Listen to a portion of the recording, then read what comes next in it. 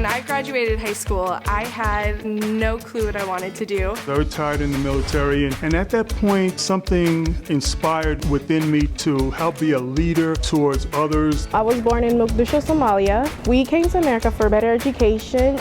Being a full-time employee, I don't have a lot of time, so Mesa Community has been great. I felt that they actually really care for the students. If it wasn't for Mesa Community College, I wouldn't be where I am.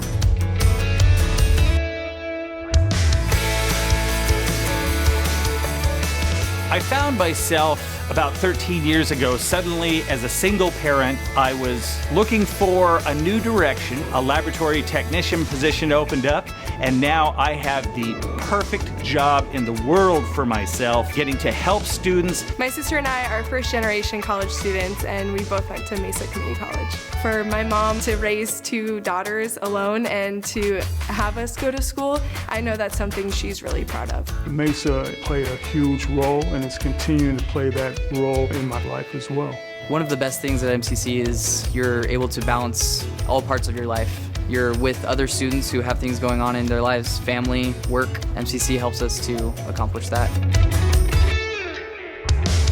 It makes it easier for us to make progress towards getting a degree and working in my field.